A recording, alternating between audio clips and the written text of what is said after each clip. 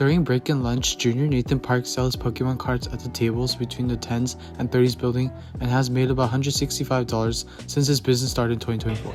Yeah, so me and my friends, we've been buying and selling Pokemon cards of each other starting around maybe a couple months ago.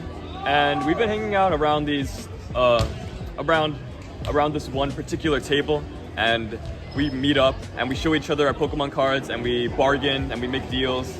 And there's this one app we use called Collector where we get to manage and store our cards, and it shows all the prices changing.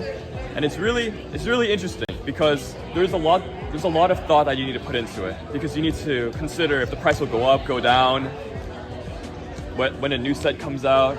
There's just a lot of thought you need to put into it. Although Nathan's business may seem risky because of the unstable values of the cards, nevertheless, his friends found a way around that, which is just to play the cards if they drop in price and collect them just for the heck of it. We play Pokemon cards competitively at a break, and I only bought one card from Nathan, but I've sold him two. One of the two cards that Josiah has sold to Nathan prices up to $75. Although Nathan profits by flipping expensive cards, how does he manage to keep track of them? Mr. Tong has the answer.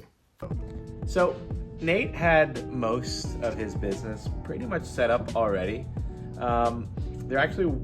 I guided him a couple things, but a lot of it he did himself. But some things that did help him was essentially help him keep track of his transactions using Google Sheets. We've been using Google Sheets a lot in Stats. I think it's really cool that he showed initiative on actually using Google Sheets for his business. It's not something that I told him to do. He just did it on his own, and it makes sense because a lot of businesses out there, maybe they're not using Google Sheets, but they're using Microsoft Excel for the same purposes, for keeping track of their finances, for accounting, for budgeting, things like that. And he just did it all on his own.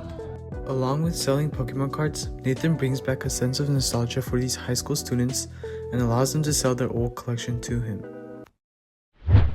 If you want to sell any cards to Nathan, please reach out to the Accolade at theaccoladeSHHS@gmail.com.